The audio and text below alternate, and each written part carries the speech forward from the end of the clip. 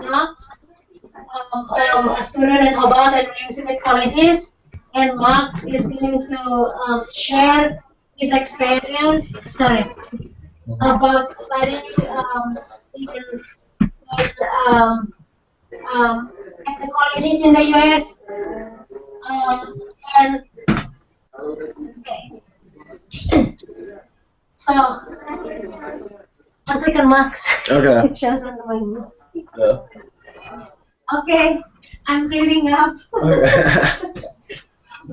Okay, Max, you can start. Okay. Hi everyone. My name is Max Jones. I'm a student at Hobart College here in Geneva, New York, and I was asked by Professor Kufari to speak of college culture for you guys thinking of entering graduate school here in America. The topics I'll be covering today is dining, study habits, social life, sports, and extracurricular activities. I know the internet sometimes can be a bit sketchy, so if you guys need me to re-say anything, just do say, and then we'll have questions at the end. So, anyways, a big question that a lot of high school seniors ask when entering college and looking for colleges is, how's the food?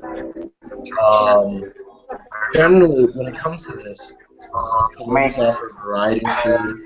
Here at Hobart and William Smith, there's a location called Saga and Scanning Center, which is a place where you can get your meal 3 times a day. And there's a lot of different variations within the food there. Okay, right now? Yeah. Okay. There's a lot of different variations within the food there. You have a grill. You have vegetarian. You also have a salad bar and everything. So generally, the food's okay. It's never going to be like home cooked meals. It's generally a step down, and you will get complaints. Then also here at the colleges, as you will find in many other schools, is a cafe which serves better food than the main restaurant, so to say. Here it offers burritos, sandwiches, and smoothies, something quick. So if you're hungry in between meals, you can go there and spend your snack money, which is different compared to the meals, which is that's all completely dependent on your meal plan based on the college you go to. Um, Food aside, dining is a big deal in the colleges because of this so-called freshman 15, which is the idea, which is the idea of which is the which is the idea of gaining 15 pounds, your first year of college, because it's somewhat normal to a degree, and you notice it more in girls than guys. Um, with all the stress and the social anxiety, lots of people tend to just eat more than they used to, and bam, the freshman 15. So one of the things I would definitely recommend is to get exercise. Join a sport, which we'll be talking about later on. And definitely eat well. That means don't line up in the burger line every day 3 times a day. Switch to vegetarian. Do anything you need. Y'all are smart, so it's easy to figure out. Um, the dining experience overall at the colleges and colleges in general, it's one that's vastly different than from at home. Because at home, generally, you have your mother or your father, or just basically you're self-conscious checking everything you eat. Here and at any other school, you're kind of on yourself, and it's an unlimited buffet once you log in. Signed in to the restaurant area. So that's difficult for a lot of people to deal with, and a lot of people will just go straight and just gain a lot of weight, as I talked about earlier. Another thing that I'd like to cover are study habits, because as important, I can't see them anymore. Is that okay? Yeah. Yeah, because they have their mute thing, so that's fine. Yeah. Okay. And Well, here the people can see. okay. And another thing to continue on, especially with college, is studying. and the study habits that a college kid should have. Coming in to college, most students will have the idea of you got to study every day, every night, 24/7. That generally is true, especially as you get into harder and harder classes. But I do have to stress that the first semester of freshman year, you cannot let the work get to you, and you need to remember to socialize, which I will talk about later. Because if you do not integrate yourself into the school, if you do not, socialize and become friends with people, then these really important 4 years of your life will just fly by, and all you'll have is a document and your grades. Half the college experience is the social experience. But back to the study habits. Procrastination. That's a really bad idea. It might have, worked in high school, but you cannot procrastinate because these term papers and essays and tests are far more difficult than anything basically you experienced in high school, disregarding APs and everything like that. A lot of kids do all-night studying, in which they didn't study the past 3 days for an exam, and they have it the next day, and they're like, okay, I might as well just stay up all night. They drink a couple of Red Bulls, really caffeinated drink, and say, let's go. Unfortunately, that doesn't work because, as many studies have shown, you need sleep in order to actually process the information and remember it. So always plan ahead. Always plan ahead. It's all about balancing your studies and your exercise and your social life. It's all about balance. If you don't have the balance, one of the three main things, which is exercise, social life, or studying, will fail. So one of the things I definitely recommend is having a calendar to keep track of your assignments. You need to do that, or risk failing assignments by just forgetting them. And you must definitely have a coffee machine in your dorm, because eventually will come the day when you're a bit too tired and you have to study for an exam or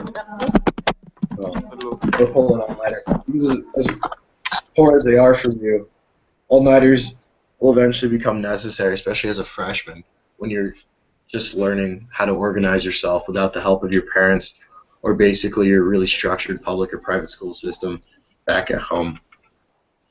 So those are study habits, and it varies per major. Some majors have more work than others, some minors more work than others. Generally, you'll figure it out when you're at school what's the easiest and what's the hardest, and you can tell pretty easily. But that's not very important. Just focus on yourself. Like I was saying, one of the big aspects of college, especially here in the U.S., is the social. For instance, I know in Italy, since my mother comes from there, the social aspect of college is far different because a lot of kids don't live on campus. They go back home every night, so it's a bit different. And obviously, they're home for the weekend since they don't live on campus. It's more of a commute. But here in the U.S., you live at the school, you interact with everyone all the time. It basically becomes your new home, and everyone here is your family. And you got to remember to treat it as such. So, like I was saying earlier, social life is important, much like studying, because when you're done with the 4 years at school, a lot of what you'll remember are the people you met and the connections you made. And how to socialize itself.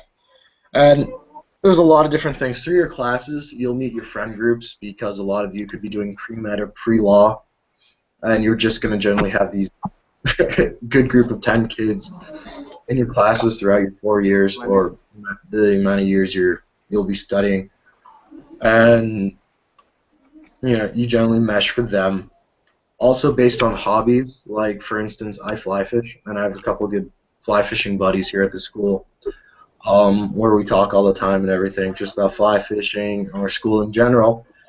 But that's basically how you get your friends, through your classes, through your extracurricular activities, through your sports, which I'll talk about later. During the weekends and Thursday nights and Friday nights, you have parties um, which some people go to and some people don't. I I recommend it, especially as you're just starting school, to sort of get into the social aspect of the school. And these parties are fun. It's a lot of people. It's a lot of loud music, and they're just fun. And they're generally held at either sport houses, where it's the kids who are in the sport teams have these houses and they host parties, or at the fraternities, which is the Greek life. Greek life are basically brotherhoods or sisterhoods that own houses here on the campus. Here at Hobart and William Smith, there are no sororities, just fraternities. And so a lot of the social life revolves around fraternities such as TDX or Chi Phi or Kappa Sig. So on the weekends, generally, these fraternities hold parties. Yes, and they're a lot of fun. Involving the social life, I think it's appropriate to talk about drinking, because it's it matters per school. At some schools, I'd say, especially state schools, if you don't drink, you don't have friends. But at small liberal arts schools, you generally can do anything you want, and people will accept you, and people will be friends with you because they don't care. That's the benefit of going to a great place like this. But it also depends on the school you're going to. For instance, if you're going to a huge state school with over 50,000 kids, if you don't drink, you don't have friends, basically. At least that's from what I heard from my friends that go to school like UConn or Ohio State University. But that I think that was necessary to cover, because I know some people just don't drink, and that's okay, especially at these type of schools. Another thing to talk about are the sports on campus. Hobart is lucky to have, I believe, one D1, Division One of NCAA, which is the National College Athletic Association. D1 is the highest division you can enter for athletics. Our lacrosse team is in such high establishment. All of our other teams are basically ranging from field hockey, soccer, and everything. These are all great organizations, and a lot of students who are not student athletes go to watch the games. But the biggest draw for sports here on the campus are the recreational sports, such as baseball, volleyball, softball, hockey. These recreational sports are people who do not have the time to put, or rather, focus on academics more or anything like that, who really just do not have the time for D1 athletics or D3 athletics, and so they do recreational sports, and it's twice a week or 3 times a week, and you can make your own teams with your friends. It's basically more of a social activity, and it's a lot of fun, and that's another way to meet friends. Yeah. So that's the general aspect of social life here on the campus. But for the final segment of my little presentation, I'd like to cover extracurricular activities that are not sports or social life, and these are clubs, and clubs are integral.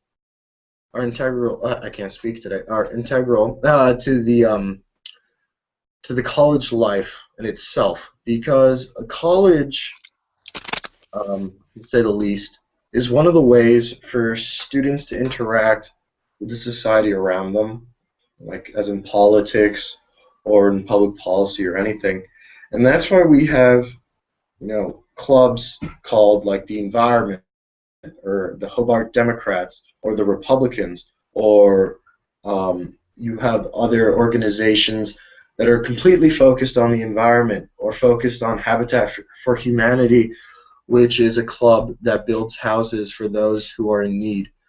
With clubs, you do not only affect the people around you, but you affect everyone around the world, and that's what's really interesting about these activities. I, for instance, am the vice president of the Hobart and William Smith Democrats, and we travel around the country to different campaigns. Like, we were in D.C. in February, we went to Cornell the other weekend, for campaigns and for other liberal ventures, as I like to say, like going to conferences and such. And it's with these organizations and these clubs that you truly grow as a person outside of your study groups and your sports. You, it's definitely recommended, especially if you have a true passion for something, or kids that have a passion for the environment that will manage to petition the school for vans, and they go clean up rivers and everything like that through their organization. And you affect the community around you other than just your school. And that's very vital to being part of democratic America. So that was my presentation on college culture, the dining, the study habits, the social life, the sports, and the extracurricular activities. And I mean, if you guys have any questions, just go ahead. Do you have any questions, guys? Mas Yogi, can you send questions? Oh, okay. Next, maybe to how about socialize with international student next? Maybe you can sharing to us your friend in with international student next. Yeah. So here at the campus, we have quite a few international students from Asian countries, a couple from Germany, if I remember correctly, and I believe a couple from South American countries. And honestly, here at the colleges, everyone's accepted because at other bigger schools, there's obviously going to be a little bit of a stigma. Oh, you guys came here. Unfortunately, that's what kind of happens. You guys came here not based off your academic merit, but because y'all are from a different country, and it makes us seem more diverse. Well, the school itself. Here at the colleges, fortunately, this doesn't happen because we are a small liberal arts school, and I think we'd like to believe we're a little more cultured and far more understanding. So honestly, for an international kid, it's the same as any other kid. Just have fun and balance everything. A college is all about balance. Balance your study with your social and your sport. We have 2 international kids in a frat right now. Honestly, anything you guys want, it's accessible. Just because you're international shouldn't affect anything I talked about. It's a lot of fun for everyone. Okay. Okay. Next, and would I attend this room to join apa? We have to friend in room, Mas Nur, Mbak Fajar dan Mas Irfan. Maybe to Mas Irfan to introduction yourself, Mas Irfan, to Max and Bunda Etin. What your activity to in your campus and many more, Irfan. Yeah. What did he say? It was very hard to. Ifan, can you introduce your group to us? Yes, Yeah, can you show us all your friends there? I'm not install my application. Do you have any question?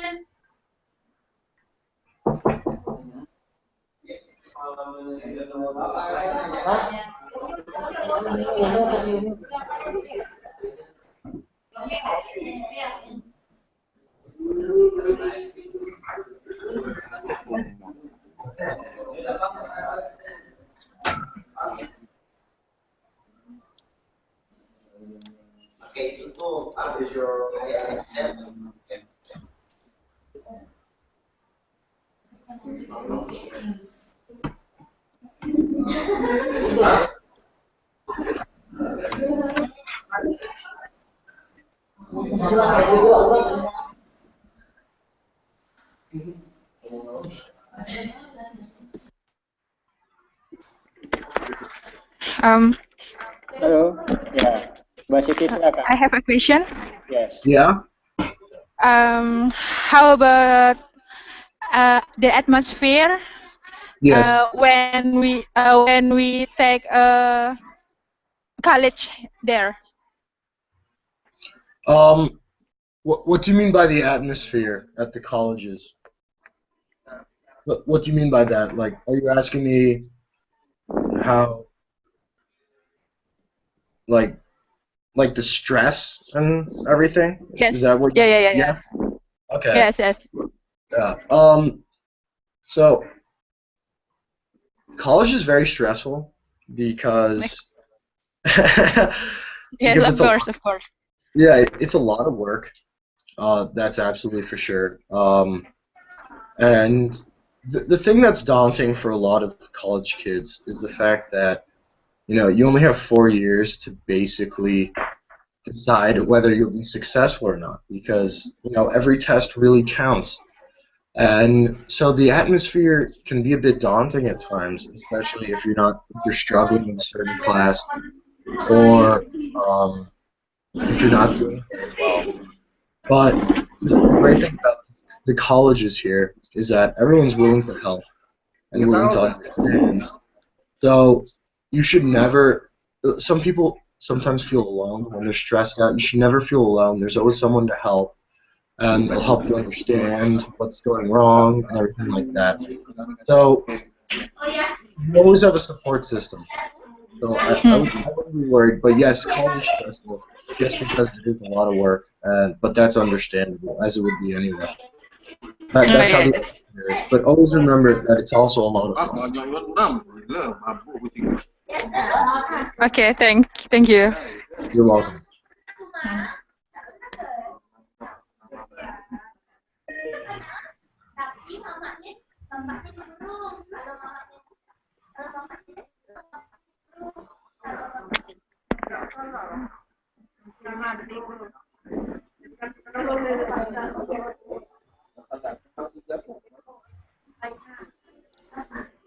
Kalau selama nggak ada belang tiga sama, tapi kalau ada belang tiga.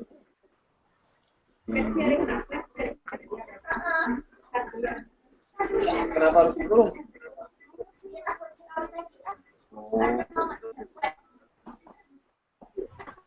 Next, can you share to about American classroom Max, in different Indonesia and America?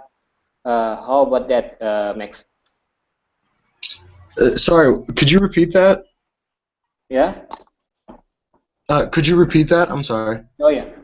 Can you share to us about American classroom? How about that different in Indonesia and American classroom? Because we can we will to listen to your share next with American classroom next. Okay. Uh, Yeah. So obviously, I don't know much about the Indonesian school yeah. system, but Yeah. I can I can attest to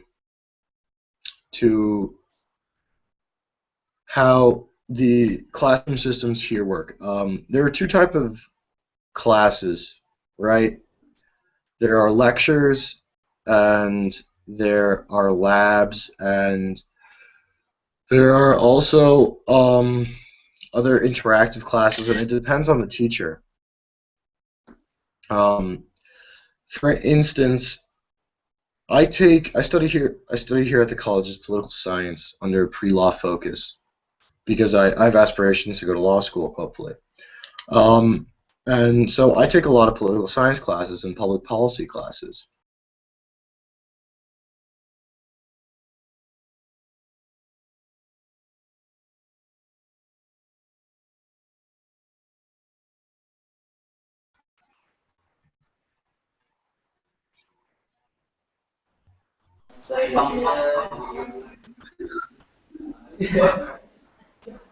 Hello? Hello. Hello. Yeah. Finally. What happened? I think the video dropped off. Where, do you guys know where I dropped off?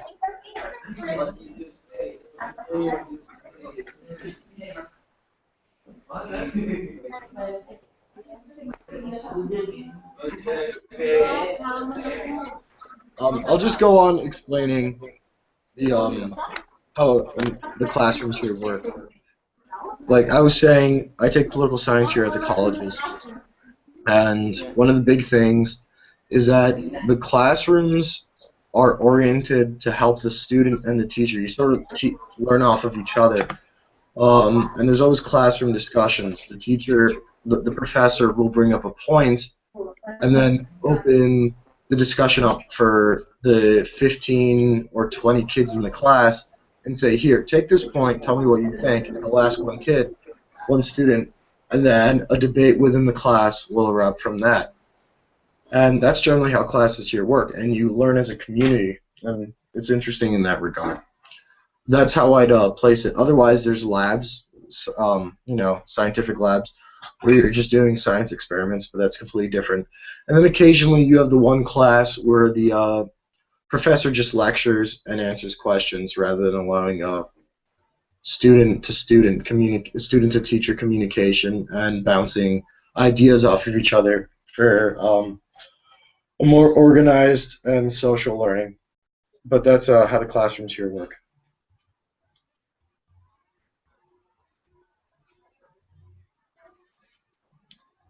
I hope that answered the question.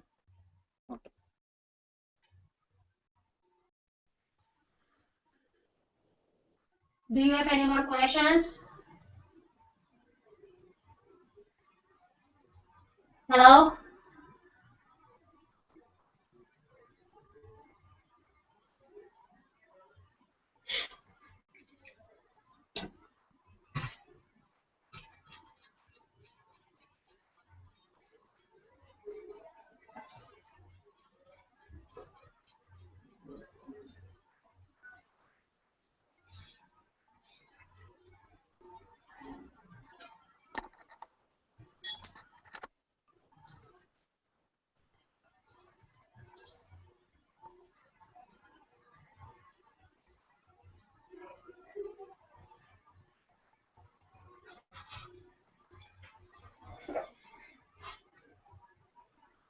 Okay. So how do you declare majors and minors at the colleges? Well, the declaration of majors and minors through the college is quite an easy process. Generally, when you're declaring a major or minor, you have an advisor in mind because you've gotten to know this professor over time, and you go speak to him or her, and they give you a piece of paper where it shows you what classes you have to take and everything like that. It's kind of a simple process. Then you bring it to the registrar, and from then on, you have to work to completing this major or minor for the classes you take and the goals you have to achieve. But yeah, here at the colleges, though, we have a 8-goal system where you have to take specific courses unrelated. Well, it could be related, but some of them are unrelated to your major or minor in order to achieve a more global aspect on the community. Hence, the liberal arts sort of idea, where we have a more broad education, so we understand more, and the 8-goal process allows that to be mitigable. But yeah, declaring a major or minor is quite simple.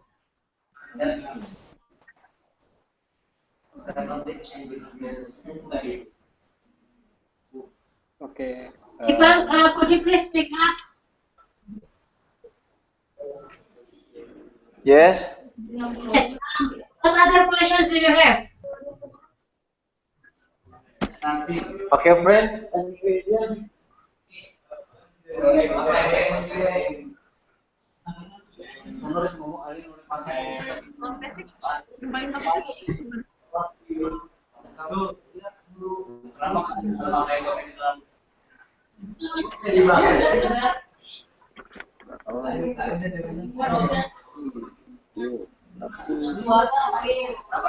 lagi ya, pas kuliah lagi tuh rasa tuh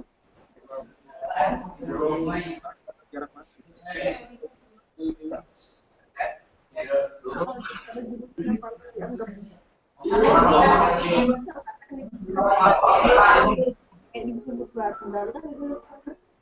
Hah?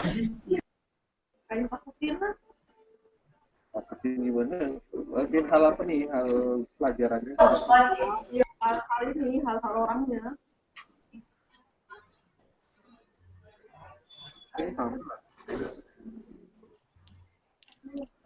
Ipang, do you have any other question? Yes, me. Yes, please.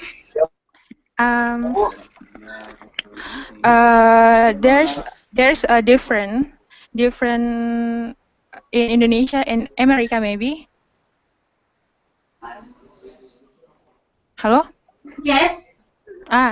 There's a different maybe like presentation final project in Indonesia and America. So how like Indonesia we presentation the final project in front of a few lecture, and how about in America? So she's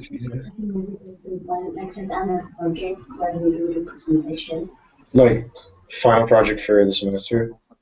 Is it the final project for the semester or for finishing the university or college level? Finishing for next level. Okay. I don't know if you are aware about project. Okay, so in America, there is no need for. In America, there is no need for what we call thesis. American students graduate with 32 credits, and that's it. However, you could individually decide to do an honor project, and the process is one whole year, from selecting the title into writing and then defending it. So the whole year. I happen to work with as an evaluator, outside field evaluator for an honor project. So we just finished one defense. It is very different with the Indonesian uh, cultural academic culture in regard to the honor project. So in general, American students take courses and they graduate with the courses they have taken. In only few students are doing honor project or honor thesis. In Indonesia, almost all undergrad students are required to work on the thesis and submit it. Okay. Yeah. What the meaning of honor project, Bunda? Honor project is like a thesis where you work on a specific topic and then you defend it. But it is very rigorous. It is very what is it called? It takes a lot of discipline to do it. You write about 50 pages or more, and in Indonesia, the thesis is read by your advisor, academic advisor, and then you go for a final defense, oral presentation. In America, we invite expert from our discipline, from the outside discipline, and from external examiner.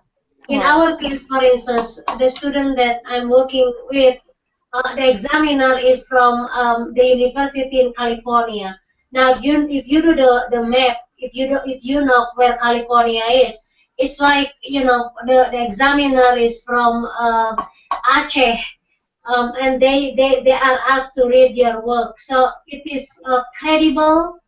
It is very I would say the whole process was not easy, right? Yeah. Because you really have. Do you know anybody who was doing an honor project? Yeah, I do. It's very difficult. It's a long process, but at the end, it helps you get into lots of graduate schools, and it changes it changes everything. It's a lot of work though. Yeah, it's really it's very it's very helpful. If you want to go to grad school, an honor project is a must because that will show that you are able to write well. Now, the other difference is that the preparation for honor project, students in the U.S. at our colleges are prepared to take on such a project. We train students to write. In Indonesia, a lot of time we don't really have writing skill as part of the curriculum, Yes. right? Yeah, I yeah. don't think you guys have a writing class or a class as a writing class. Um, my class is in religious studies. I think you know this. We train students to have competencies in writing. You know, in religious studies, you do that with Professor Kafrawi. Like he really trains students to become a writer. Yeah. So by the time a student is ready to write an thesis, he knew all the challenges, the way how to handle writing block and things like that. In Indonesia, based on my experience, we don't train students to become writers. So that's the difference. And also, we have a lot of helps for students who are doing this from the beginning when you started to formulate your thesis statement and the interlibrary loans, right? You can borrow books from wherever, even from outside the university. You can borrow books from here in the U.S. and also from outside the U.S. Uh, And the research resources. The library has a lot of resources for the under thesis project. Um, and then we have writing center or CTL, Center for Teaching and Learning, provides support for mentor, for mocking presentation, right? Yeah. So the whole infrastructure is available for students to succeed. Am I correct to say that? Yeah. Yeah. I'd say so. So in Indonesia, in my own experience, well, I'm old, so that's long time ago. In Indonesia, you are left to write on your own, and you are left to work with your advisor. But then you didn't know how many books are available for your project. You didn't know how many journals. The student I was working with used at least 25 books to, to write an honor thesis. So it is a serious business. Thank you for the question. Hello, That's Bunda. very important. okay. You're welcome, Buddha. Hello. Hello. Yes, Hello. please. Hello. Okay, Bunda Etin. Yes, you can ask the question in Bahasa if you like. My friend have a question for you. Yes. Okay, can you tell us about a difference between Indonesian education and American education? Oh, oh God. I can't. Yeah, you cannot answer that. So in America, students are trained to become active learners. Um, um, Okay. right? Students are also taught to become knowledge transmitters. Students are also taught so active learners, knowledge transmitters, and knowledge producers. We are training students first to become active learners. They ask a lot of questions. Most classes are discussion based. Um, and in Indonesia, it depends where you are. most of them are going to be only lectures, for instance. Second, in students are taught to become knowledge producer. You don't only read, but you produce knowledge. What you take away from the class is far more important than the book that we read, right? And knowledge transmitter. You are going to transmit knowledge. When you learn something, that knowledge should be for you, but also should be available for other people.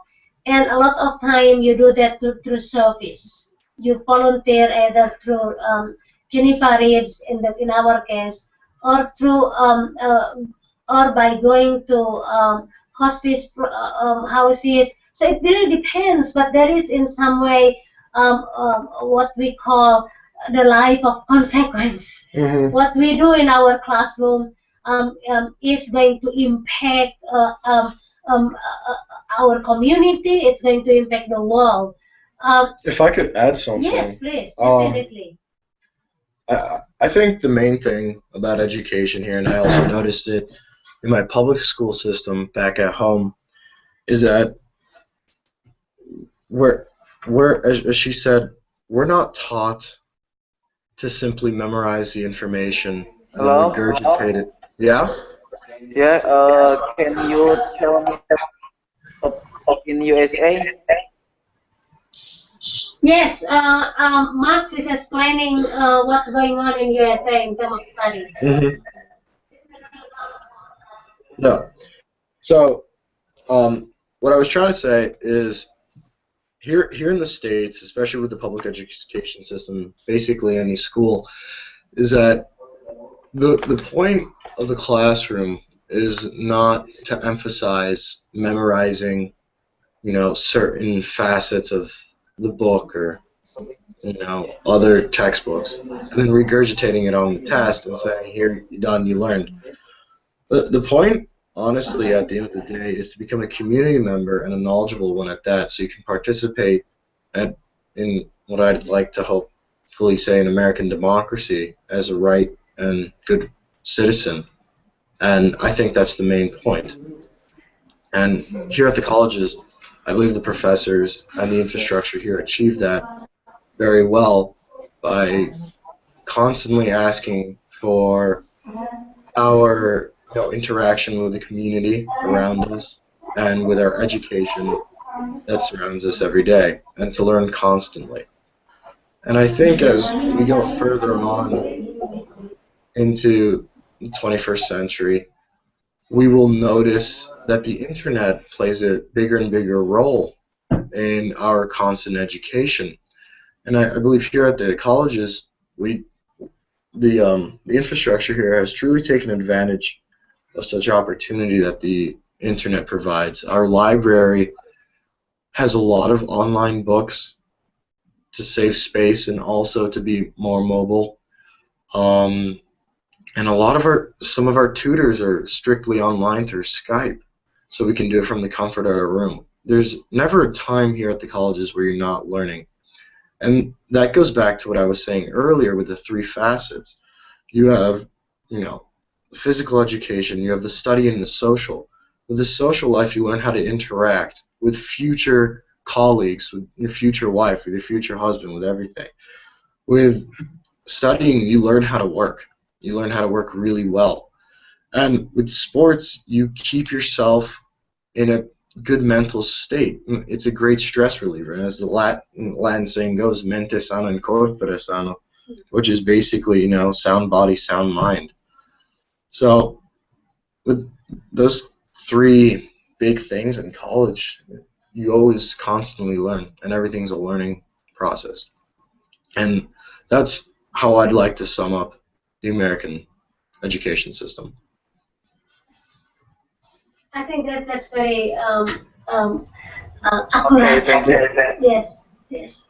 Well, I'm gonna sum up by saying that it is our great pleasure to have Max to explain to us about the college culture We learn a lot. As a faculty member here, I've been here for some years, but still, it's always new. Yeah. And I quite agree that toward the end, education is to prepare a good citizen. Can you tell us the three important things what you have been talking about college culture? Three most important things. The three most important things I would say is always work hard. Always remember it's gonna be fun, and then certainly always think about yourself and plan ahead, because this is sort of like a pit stop in life. You're kind of freezing everything, and you're like, let's learn the most I can do and be the best that I can, so later on I can influence, how my life goes, the trajectory of my life. So those are the three things I'd like to say that really sum it up. And yeah, thank you once again for letting me speak. Thank you, Iprang. Iprang, where are you from? You are from Tasik, right? I am from Sukabumi, but Iprang, now I so live. there, if you look at there, it said he lives with his group in Tasikmalaya. So Ipang, after we hang up, I want to see all of you, your group, so you can go to Skype after you hang up, okay? Just for so we know where you are.